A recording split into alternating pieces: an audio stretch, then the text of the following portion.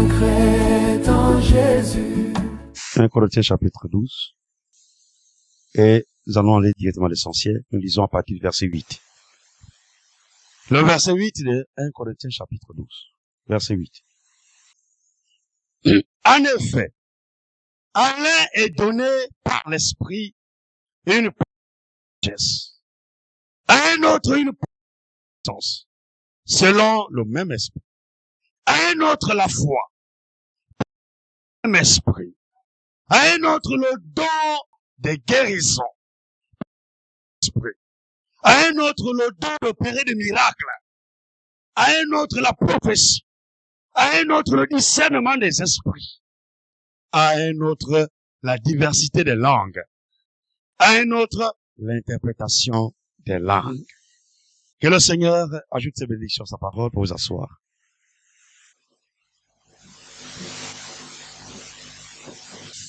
Alors, nous avons dit dimanche qu'il y a dans les dons. Dans les dons, il y a deux groupes.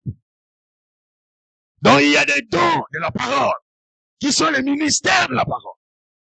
Donc, ce sont les ministères qui sont censés prêcher la parole. C'est un groupe à part. Et ce sont les dons principaux. Et de l'autre côté, il y a des dons spirituels. Les dons spirituels sont aussi importants dans l'assemblée locale.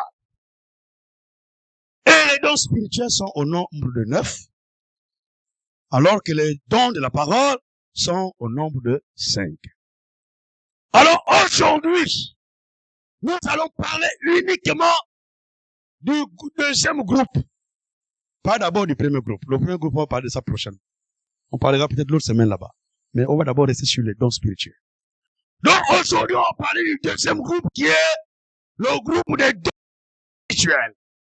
Donc, nous allons, toute la semaine, nous allons parler des dons spirituels. C'est cela que nous allons parler toute la semaine. Alors, dans chaque assemblée locale, c'est important de comprendre cela. Dans chaque assemblée locale, donc dans chaque église locale, il doit y avoir les 9 dons spirituels. Il doit y avoir 9 dons spirituels. Dans chaque assemblée locale, dans chaque église locale, il doit y avoir les 9 dons spirituels qui opèrent localement, qui opèrent dans l'assemblée. Les dons spirituels sont très importants. Parce que les dons spirituels sont comme les alertes. C'est comme les alertes. Quand il y a une situation qui arrive, Dieu saisit déjà un don spirituel pour annoncer d'avance la chose qui va arriver dans l'église. La chose qui va arriver dans la vie de quelqu'un. La chose qui va arriver dans le futur.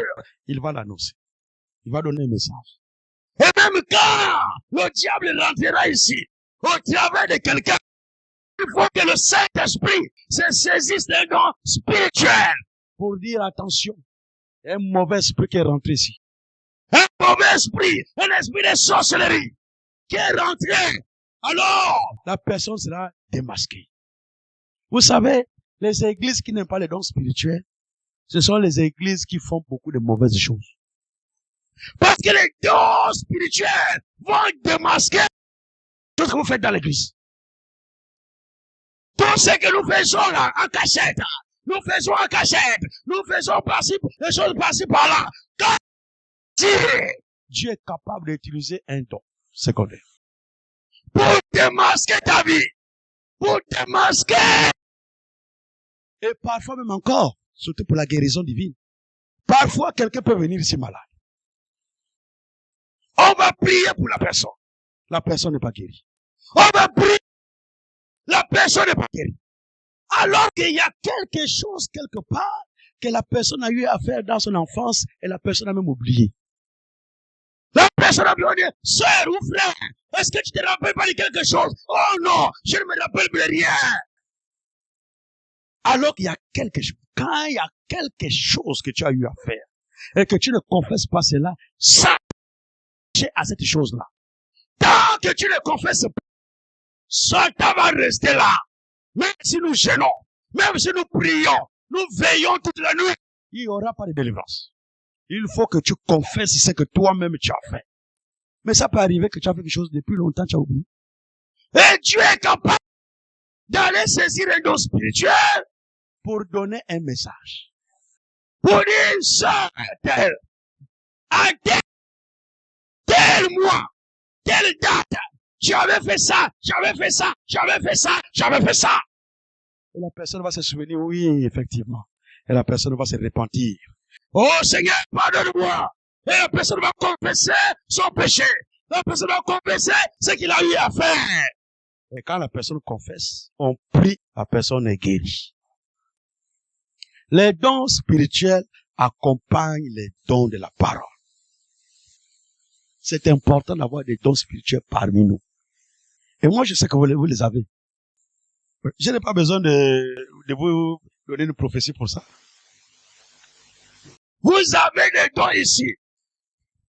Là, au fur et à mesure que nous allons avancer, nous allons arriver maintenant à comment activer les dons. Et c'est là où nous allons faire un petit travail spirituel. Il faut que les dons se manifestent. Nous sommes l'église du Dieu vivant. Et tous les 9 dons dans cette église, les 9 dons spirituels opèrent localement. Ils n'opèrent pas dans le corps. Ils n'ont pas besoin de voyager pour aller opérer ailleurs. Ils opèrent localement dans l'assemblée. Et la Bible dit, 1 Corinthiens 14, nous dit aspirer aux dons spirituels. Nous devons tous aspirer à cela. Tous. C'est très important. 1 Corinthiens 14.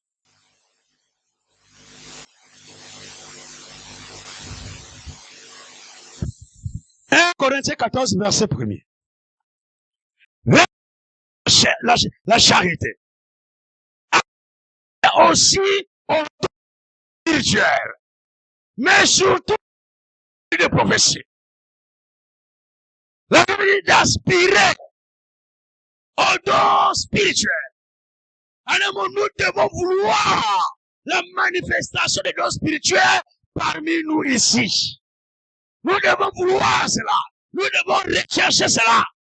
Nous devons chercher à ce que le don spirituel se manifeste parmi nous. Nous devons aspirer au don spirituel. Et les dons spirituels sont donnés pour l'édification. Un don spirituel doit édifier le peuple de Dieu. Un don qui vient diviser le peuple de Dieu n'est pas un don de Dieu. Un don spirituel qui vient diviser les familles, c'est pas un don de Dieu. Quand nous allons rentrer dans le don de prophétie, comme nous allons l'étudier peut-être à partir de jeudi, vous allez voir quel est le but d'une prophétie. Vous allez voir, c'est jamais la division. Ce n'est jamais la division. Tous les dons, que ce soit les dons principaux, que ce soit les dons secondaires, travaillent pour l'édification. Nous devons édifier. Un don spirituel qui n'édifie pas, qui amène le problème dans l'église, c'est pas le don de Dieu, c'est Satan. Ou soit, ça peut aussi arriver, que quelqu'un a un don, mais Satan utilise ce don-là. On va voir à partir de jeudi, on va étudier une catégorie précise que Satan utilise le plus. Parce qu'il y a une catégorie de dons que Satan utilise dans les églises. Voici pourquoi, pour que le don spirituel soit bien encadré, il faut que toi-même tu sois consacré. Comme Dieu, tu dois une relation dans la prière. C'est ce que nous allons voir avec certains cas dans la Bible. Quand nous allons arriver au don de prophétie. Et nous allons faire la même chose. Les dons spirituels sont nécessaires pour l'église. Et c'est pour l'édification. Dans 1 Corinthiens 14, là où nous étions, nous descendons légèrement au niveau du verset 12. 1 Corinthiens 14, verset 12. De même, vous, pour aspirer aux dons spirituels. Parce que la Bible dit, aspirer aux dons spirituels. Maintenant, le verset 12 dit, de même, vous, puisque vous aspirez aux dons spirituels, pour l'édification de l'Église, que vous cherchiez à en posséder, ça doit être pour l'édification. Pour édifier l'Église. Pas pour diviser l'Église. Pas pour diviser les familles. Pas pour diviser les foyers. Mais pour l'édification de l'Église. Un don spirituel qui amène la division, c'est Satan qui est derrière. Ce n'est pas Dieu. Dieu édifie. Les dons spirituels-là opèrent dans l'assemblée locale. Ils n'opèrent pas ailleurs. N'allez pas opérer dans les rues. Tu vas arriver à la route. Ah, mon frère, j'ai une prophétie pour toi. Oh. Ça, c'est du désordre. Cela ne se fait pas. Les dons se manifestent dans l'assemblée locale. Dans l'église locale. C'est ici. Si vous avez des dons, ça doit se manifester ici. Pas que tu vas aller parler en langue à la route là-bas. Ou tu es même en train de, comme j'écoute les chanteurs de gospel là. Il est en train de chanter en même temps. Mais tu es en train de chanter.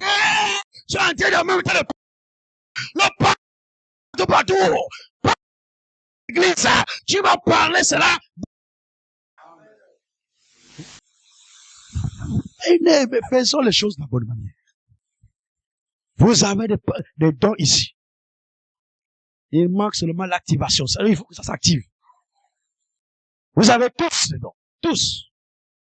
Alors les dons sont au père de l'assemblée locale. Nous sommes toujours 1 Corinthiens 14. Nous sommes toujours à 1 Corinthiens 14. Et nous descendons et nous allons lire le verset 23. Le verset 23 de 1 Corinthiens 14. 1 Corinthiens 14, verset 23. Si dans une assemblée, pas ailleurs, hein. Si donc, dans l'assemblée de l'église entière, langue, tu vois, et qu'il survient des hommes, ou des non-croyants, ne diront-ils pas que vous êtes fous? Si tous en même temps par la langue. Tous en même temps. Mais, si tous ça, quelques non-croyants, ou du peuple, il est convaincu par tous, et il est jugé par tous. Ce qui m'intéresse, c'est le début du verset 23. Si dans une assemblée de l'église entière, dans une assemblée, dans l'assemblée, prophétiser dans l'assemblée, les miracles, les guérisons, dans les 9 dons opèrent dans l'assemblée. Donc, quand ces dons sont en opération dans l'assemblée, et que quelqu'un rentre, il va constater ce qui se passe parmi vous. Mais, pour ceux qui ne parlent pas la langue, on va doucement. Nous allons voir don par don. Pour les parler en langue, on ne parle pas tous à la fois. Mais nous allons voir cela. C'est pas ça le but aujourd'hui. Aujourd'hui, j'ai introduit les catégories des dons. Aujourd'hui, c'est les catégories des dons que nous allons voir. Alors, c'est dons opèrent dans l'assemblée. Dans une assemblée de l'église entière. Donc, dans l'assemblée, c'est là où les dons spirituels doivent se manifester. Pourquoi? Parce qu'on dit c'est dons spirituels. En un mot, ce sont les dons de l'esprit. Ces dons-là dépendent de l'esprit. Ces dons-là dépendent de l'onction. Quand on descend ici, quand le Saint-Esprit descend dans cette assemblée, ceux qui sont bien disposés, et qui ont des dons spirituels en eux, le Saint-Esprit va commencer à les utiliser. Va les utiliser individuellement. Et le message soit donné à l'église. Donc, ces dons-là dépendent de l'onction. Il faut que l'onction descende sur toi et l'onction maintenant te met en mouvement. Quand l'onction descend sur toi, la personne commence à parler. Quand l'onction descend sur la personne commence à prophétiser. On ne fabrique pas les prophéties. On ne fabrique pas les prophéties. C'est par inspiration qu'on prophétise et qu'on parle en langue. Oh, c'est là. Tu as vu la sœur hier quelque part, en train de sortir d'un hôtel. Tu ne sais même pas ce qu'elle est partie faire dans l'hôtel. Peut-être qu'elle est partie pour un entretien d'embauche là-bas pour travailler comme comptable dans l'hôtel. Tu ne connais pas. Tu vois seulement la sœur sortir de l'hôtel. Tu commences à dire, ah, la sœur est tombée. Qu'elle est dans l'hôtel là-bas. Elle est partie faire quoi? Certainement, elle est tombée. Quand on arrive à l'assemblée ici là, pendant la réunion, ah! Sœur telle, tu étais à l'hôtel. Tel hôtel, tu es... Mensonge. Les faux... Ces fausses prophéties ne doivent être parmi le peuple de Dieu. Les prophéties qui sont conçues par les autres ne doivent être parmi le peuple de Dieu. La prophétie, c'est... Et je vais vous dire même quelque chose, j'anticipe déjà, quand on va parler dans les prophéties. Quand tu prophétises, tu ne sais même pas ce que tu dis. Tu parles, ainsi par l'Éternel, je parle. Quand tu... On va te poser la question, mais qu'est-ce que tu as dit là? J'ai dit quoi ça? Je ne sais pas ce que tu as parlé. Je ne sais pas ce que tu as dit. Tu parles par inspiration. Maintenant, faites la différence entre nous allons voir ça plus tard. J'anticipe un peu ça. Faites la différence entre le don des prophéties et le ministère de prophète. Là, il y a une grande confusion dans beaucoup des églises. Il y a une grande différence. Le ministère de prophète fait partie des dons principaux. Fait partie des dons de la parole. Alors que le don de prophétie fait partie des dons spirituels. Déjà, c'est séparé. Alors, même dans l'opération, la manière que ça opère, de la même manière, le ministère de prophète,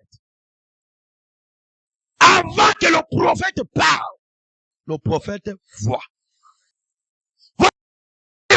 Dans l'Ancien Testament, on les appelait les voyants.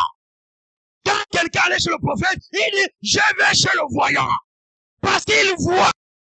Avant que le prophète parle, il donne d'abord la vision. Il reçoit la vision. Ensuite, il dit, ainsi par l'Éternel vient après la vision. Il a d'abord vu, ensuite il parle. Maintenant, le prophète, si tu viens le voir après, pour lui dire que, qu'est-ce que tu as parlé là? Il se souvient de ce qu'il a parlé. C'est pas la même chose avec le nom de prophétie. Il te dit, j'ai dit ça. Il te dit exactement ce qu'il t'a dit. Parce qu'il a d'abord vu la chose. Il voit là-dedans. Ensuite, il parle.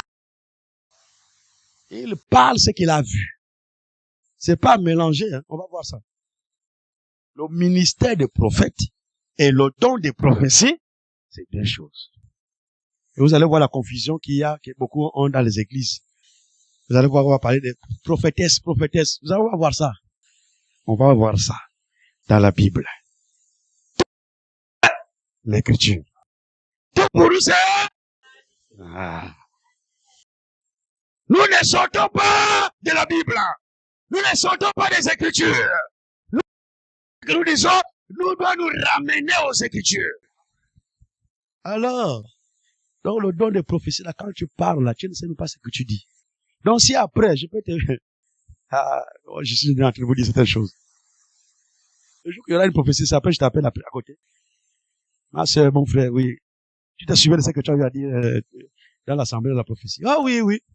J'ai dit que non, la sœur, hier, elle était à l'hôtel et elle est tombée. Ah, je comprends déjà que c'est faux. Tu as conçu ça, tu as fabriqué ça toi-même. Et c'est resté même dans ta mémoire. Il va parler. Et à la fin, tu te souviens plus de rien du tout. C'est pourquoi la bonne manière, quand il y a une prophétie, quand la prophétie commence à sortir, prenez un cahier quelque part. Prenez un bic, commencez déjà à écrire. On note ça. On va rentrer ça dans ça prochainement. Sinon, je vais perdre beaucoup de temps là-dessus. Aujourd'hui, c'est pas le sujet. On va étudier ça, le don de prophétie. C'est un don très important. Vous savez que le don de prophétie est plus grand que le don de parole là. La Bible dit cela. Donc, nous devons, la Bible dit dans 1 Corinthiens 14, nous avons lu le verset 1, il dit, aspirez au don spirituel et surtout au don de prophétie. Le don de prophétie est très important dans une église locale. Et nous devons avoir des dons de prophétie ici. Ça doit se manifester parmi le peuple de Dieu. Alors, parmi les dons spirituels, il y a 3 catégories de dons.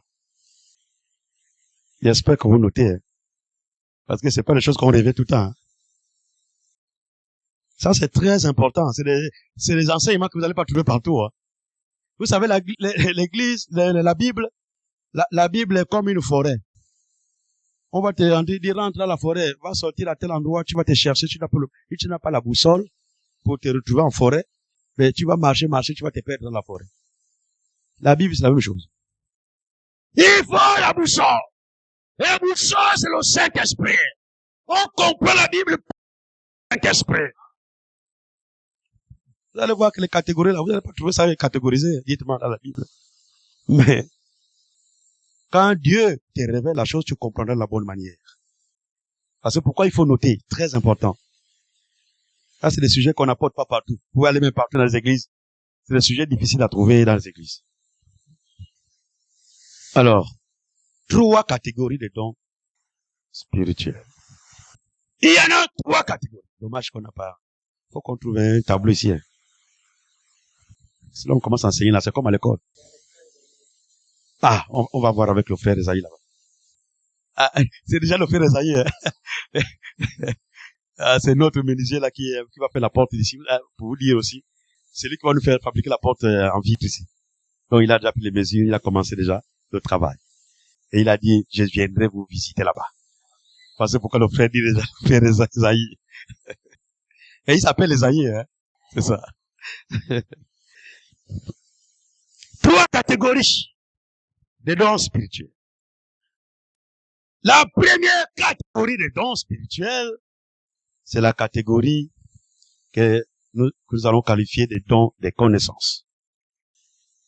Et nous allons les voir. Nous repartons dans 1 Corinthiens 12. 1 Corinthiens 12. À partir du verset 8. La Bible dit, en effet, allez et donnez par esprit une parole de sagesse. Premier don. C'est le don de sagesse. Don de sagesse. Et ça rentre dans la catégorie des dons de connaissance. Don de sagesse. À un autre, une parole de connaissance. C'est ce qu'on appelle le don de connaissance. La catégorie des dons s'appelle la catégorie des dons de connaissance. Mais dans cette catégorie, il y a un don de connaissance. Don de connaissance. Don de sagesse. Et ensuite, le troisième, vous allez le trouver au verset 10. Le verset 10. La Bible dit, à un autre le don d'opérer des miracles, à un autre le don, à un autre la prophétie, à un autre le discernement des esprits. Le discernement des esprits, c'est le troisième don de connaissance. Le discernement des esprits. C'est un don. C'est un don qui permet de discerner les esprits. D'approuver chaque. Quand un esprit se manifeste dans la salle, si tu as le discernement, on connaît que ça c'est l'esprit de Dieu, ça c'est pas l'esprit de Dieu. Ça c'est l'esprit de Satan, ça c'est l'esprit de Dieu. Tu peux discerner les esprits. C'est un don que Dieu donne aussi. Et nous devons en avoir l'assemblée locale. Donc dans les dons de connaissance, il y a le don de connaissance humaine, le don de sagesse et discernement des esprits. C'est des dons en rapport avec la connaissance.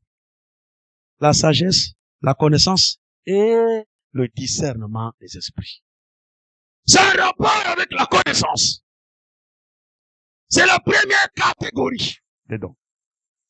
Donc, catégorie là, des dons de connaissance. J'essaie un peu d'aller un peu doucement là-dessus. La connaissance, je reprends. Dans les dons, nous avons le don de connaissance lui-même. Nous avons le don de sagesse. Et nous avons le don de discernement des esprits. Ces trois dons font partie de la catégorie des dons de connaissance. Donc, c'est d'abord la première catégorie. Ensuite, deuxième catégorie.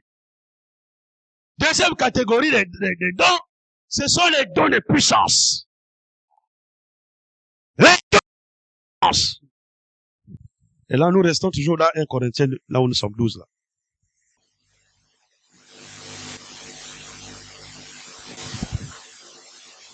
À partir du verset 9. Parce que nous avons déjà lu le verset 8. Dans le verset 9. Un autre, la foi, don de puissance. Ah, la Bible dit, la foi est la victoire qui triomphe du monde. Dans la foi, c'est la puissance. Quand tu as la foi, tu es capable de... Quand tu es capable de prier, et il revient à la vie. Quand une situation n'était pas tout possible à celui qui croit. Donc à celui qui a la foi, à la foi, tout est possible. La foi, premier don de puissance. Dans la catégorie des dons de puissance. Il y a la foi. Il y a la foi. Un autre la foi, par le même esprit. Un autre le don de guérison. Don de guérison rentre dans la catégorie des dons de puissance. C'est la puissance de l'esprit qui rentre dans un aveugle. Aveugle de voir, d'être guéri. C'est la puissance de Dieu qui rentre dans une femme et qui veut transformer son être intérieur. Et la femme est guérie. La femme sent. Elle a souffert des menstrues irréguliers. Ces menstrues-là, quand elle avait les menstrues, cela pouvait rester pendant plus d'un mois. Elle voit le sang pendant plus d'un mois. Même 3 mois, elle voit le sang. Le sang ne s'arrête pas. Alors, elle allait de médecin en médecin. Elle allait voir des gynécologues. Quand on lui dit, oh, il y a un grand gynécologue à la clinique Biyogué. Elle part là-bas. Oh, il y a un grand gynécologue à l'hôpital militaire. Elle va là-bas. Oh, les situations, les solutions. Elle a fait le tour des hôpitaux. Il y a qui vous a dit que votre solution est à l'hôpital. Est en Jésus. L'hôpital ne guérit pas. Hein. Le médecin ne guérit pas, mais le médecin traite seulement. Donc il te donne les soins. Quand il te donne un traitement, lui-même, il ne sait pas ce que tu vas guérir. Il te donne le traitement, après il te dit, va d'abord, on va observer l'évolution. L'évolution, reviens dans 3 mois. On va voir l'évolution. Tu vas suivre le traitement. Après, dans 3 mois, quand tu dis, mais tu es guéri. Tu es rétabli. Qu'est-ce qui t'a amené la guérison? C'est pas le médecin. C'est même pas le médicament. C'est le Dieu. Le médicament, qu'est-ce qu'il fait? Le médicament met l'organisme dans les conditions normales pour que la guérison s'opère. Et je vais vous dire quelque chose. Peut-être que ça va vous scandaliser un peu, peut-être, mais ceux qui sont dans la médecine vont comprendre. Tous les médicaments sont des poisons. Ceux qui sont dans la médecine peuvent comprendre. Tout ce que vous prenez, paracétamol, j'ai mal à la tête, paracétamol. Oh, j'ai mal, j'ai besoin des antibiotiques. Oh non, l'antibiotique. Oh, j'ai besoin de quoi? Oh, les anti-inflammatoires. Tout ça, c'est un poison. Voici pourquoi, quand on vous donne un traitement, ensuite on vous donne la prescription. On vous dit, le traitement là, médicament que tu vas prendre, c'est matin, midi, soir. Pas plus. Et ne change pas les horaires. Matin, midi, soir. Si toi-même tu dis non, la maladie ne me dérange trop. Je vais prendre même 6 par jour. Donc, dès le matin, dès le soir, dès le matin, dès le midi, dès le soir. Comme ça, tu mourras le même jour. On appelle ça, les médecins, ils appellent ça l'overdose. Tu vas tomber dans l'overdose. Tu vas perdre connaissance. On va te soulever. La bave va commencer à sortir seule. Si on ne fait pas attention, tu vas pas rapidement à l'hôpital pour te faire un lavage gastrique. Mais tu vas mourir là. Tous les médicaments, c'est poison. Avant, je ne savais pas ça. C'est la parole de Dieu qui m'a mené à comprendre tout ça. Ouais. Je ne savais pas. Oh, un petit truc, paracétamol. Petit truc, paracétamol. Faut pas aimer le paracétamol en permanence. Vous allez bousiller votre foie. Ah, mais je vous dis la vérité. À un moment donné, quand tu as le palu, là, prie Dieu. Ou fais ton eau chaude là. Moi, je suis le spécialiste de l'eau chaude. Mais l'eau chaude, je me couvre dans l'eau chaude là. Alors quand tu sors de là, tu te sens bien, tu es rétabli. Pas besoin de paracétamol. A un effet secondaire dans la santé de l'homme. C'est pourquoi on vous dit toujours il y a des effets secondaires dans tous les médicaments. Mais les effets secondaires sont minimes par rapport à la possibilité que tu sois rétabli. C'est plus minime que la possibilité que tu sois rétabli. Donc, à un moment, tu prends les risques. Bon, comme la probabilité d'être rétabli est plus élevée que la probabilité d'avoir des effets secondaires, alors, moi, je vais prendre le médicament quand même, je prends le risque. La probabilité. Vous savez qui sont dans les écoles scolaires, ils comprennent. Alors, le don de foi fait partie de la catégorie de puissance. Le don de guérison fait partie de la catégorie de puissance. Et le troisième don de puissance, c'est le don de miracle. Foi, miracle sont les dons de puissance. Quand ces dons-là sont dans l'église, aïe, aïe, aïe, vous allez vivre le temps apostolique. Miracle dans la salle. Guérison dans la salle. La foi se manifeste, mais pendant la prédication, il y a des guérisons. C'est ça là, c'est important que Dieu agisse comme ça parmi son église. Nous sommes son peuple et Dieu doit agir parmi nous. Donc il y a 3 dons de puissance. Je reprends cela. Le verset 9. 1 Corinthiens 12, verset 9. À un autre la foi. À un autre le don de guérison.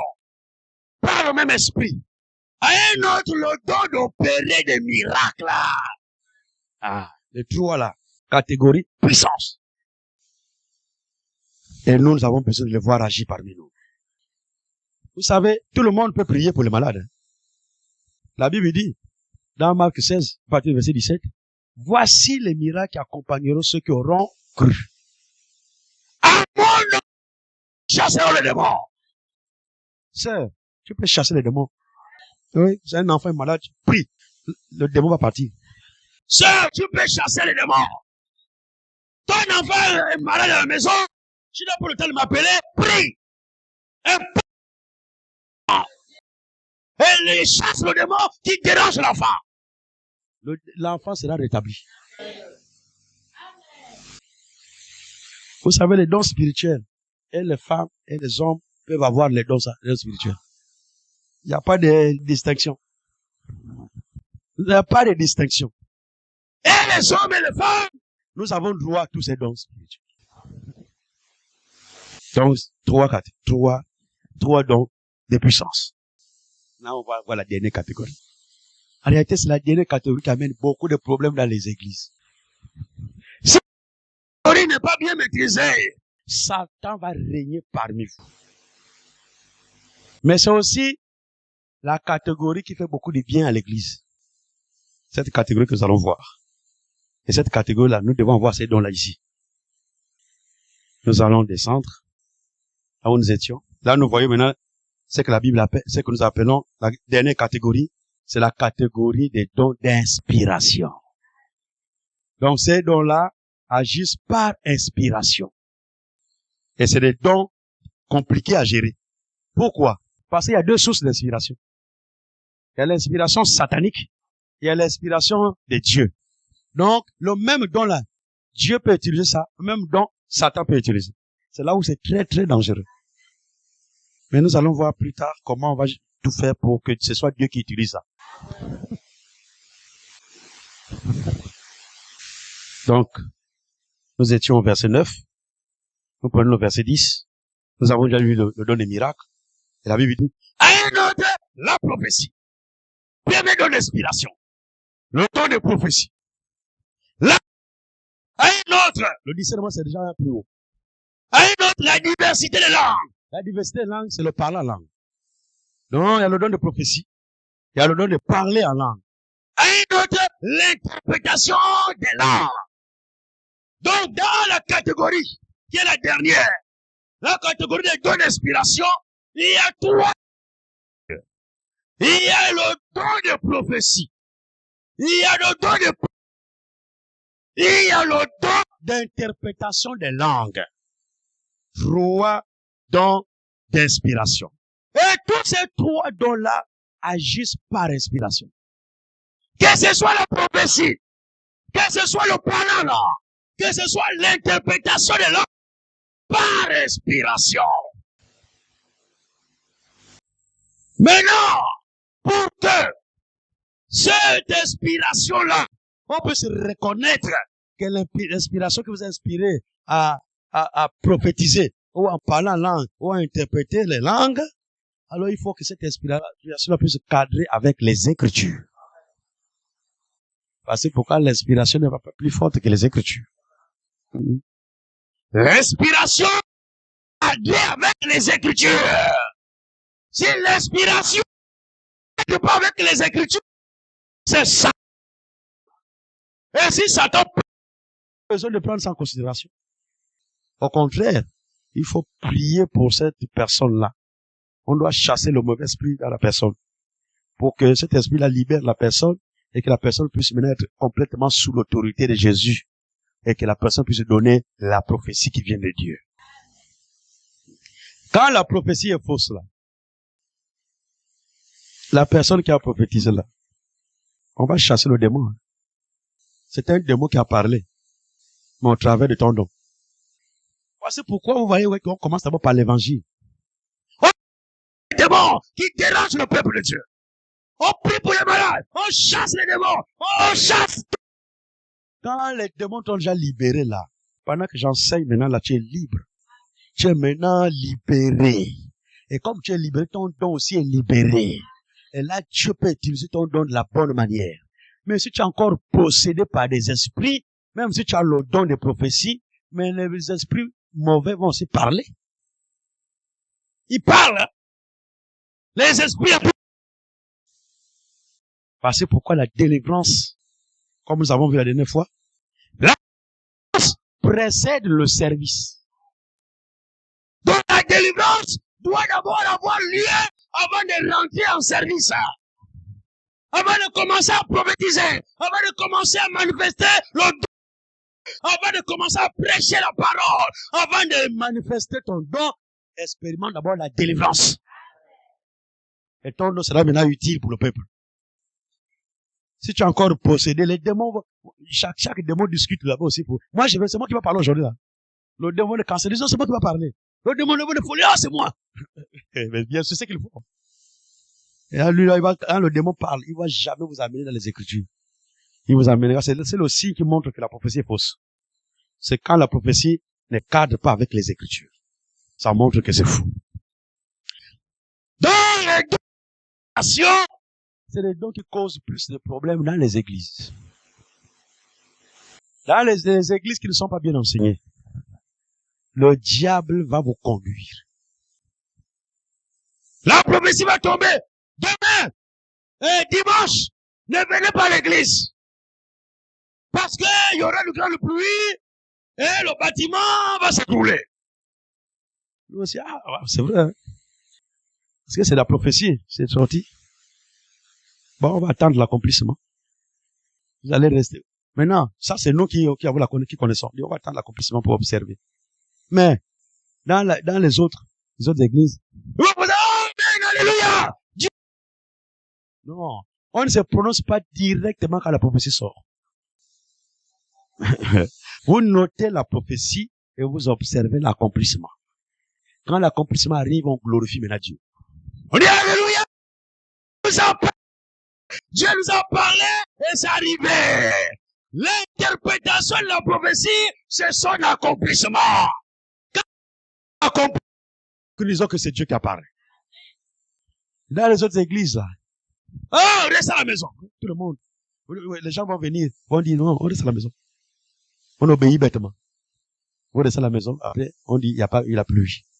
Ou le jour là, il y a eu quelques gouttes. Vous savez, la prophétie est toujours précise. Hein. Le dimanche, il y a quand même la pluie. La pluie tombe. Tu es à la maison. Ah, mais c'était vrai la prophétie là. La pluie tombe, ça tombe jusqu'au soir. Le bâtiment ne s'écroule pas. Quand vient le mari, on trouve que le bâtiment est intact debout. C'est pas Dieu qui a parlé. Dieu a pris une décision. Dieu a dit, il y aura la pluie et le bâtiment va s'écrouler. Il faut que ça s'accomplisse à la lettre pour dire que c'est Dieu qui a parlé. S'il y a une partie qui s'est accomplie, l'autre partie ne s'accomplit pas, c'est pas Dieu qui a parlé. Donc, nous observons toujours l'accomplissement pour voir l'esprit qui a parlé. Alors, les dons d'inspiration, si vous ne faites pas attention, c'est Satan qui va vous conduire dans l'église. Satan va vous donner les prophéties, vous allez obéir. Vous donner les prophéties, vous allez obéir. Et vous allez maintenant marcher sous l'onction de Satan. C'est maintenant lui qui vous conduit. Voici pourquoi c'est la catégorie qu'il faut faire beaucoup attention dans l'église. Mais miracle, il n'y a pas de problème. On voit le miracle. Guérison, on voit la guérison. Don de connaissances, tout ça, on voit ça. On voit comment ça se manifeste. Mais l'inspiration, c'est là le vrai problème. C'est là où est le vrai problème. Alors, c'est les dons d'inspiration que nous allons voir jeudi. Par la grâce de Dieu. Si Dieu le veut, nous allons nous centraliser sur les dons d'inspiration. Nous allons parler des dons de prophétie. Nous allons parler des dons de parole. Et nous allons parler des dons d'interprétation des langues. Ces trois dons-là. Donc, parler en langue, là, beaucoup pensent toujours que c'est seulement la langue des anges. Il y a deux types de parler en langue. On va voir ça. Tu peux parler, cet esprit descendre là, il t'amène à parler en langue, mais tu parles dans une langue que la Bible appelle une langue intelligible. La langue intelligible, c'est une langue que tous les hommes parlent. Par exemple, moi, je ne comprends pas l'enfant. Alors le Saint-Esprit va aller descendre sur moi. Moi, je ne connais pas l'enfant. Et je commence à parler enfant. Alors que je ne connais pas l'enfant. Je parle maintenant, je suis en train de vous donner le message enfant. Quand j'ai fini le message, enfant, la personne qui parle le franc s'élève dans la salle. Il dit, je suis franc. Ce qu'il a parlé là, c'est l'authentique franc. Voici ce qu'il a dit enfant. Il a dit ça. C'est ce qui s'est passé le jour de la Pentecôte. Le parlant en langue du jour de la Pentecôte, quand il parlait en langue, tout ce qui était là écoutait dans leur langue maternelle. Donc, chaque personne qui était là, la merveille de Dieu dans sa langue maternelle. Je suis franc que Pierre est en train de prophétiser, il prophétise mon enfant. Alors que lui, c'est un hébreu, il ne connaît pas l'enfant. Il commence à prophétiser enfant. Toutes les merveilles de Dieu, enfant. Ça, c'est un type de parole en langue. Le deuxième type de parole en langue, c'est le langage des anges. Là, maintenant, aucun homme ne peut comprendre ça. Il n'y a que Dieu qui peut interpréter. Donc, il faut l'interprétation. Il faut un autre don qui va interpréter pour dire ce qui a été dit là, voilà. Le don interprète. Donc, le don de parole en langue et le don d'interprétation de langue sont associés comme ça. Et la Bible dit, si vous avez le don de parole en langue, recherchez aussi le don d'interprétation. Comme ça, vous-même, vous parlez en langue, à la fin, vous-même, vous interprétez aussi. Comme vous pouvez parler en langue ici, quelqu'un parle en langue, et l'autre là-bas interprète. C'est ce que nous allons voir jeudi. Que Dieu vous bénisse.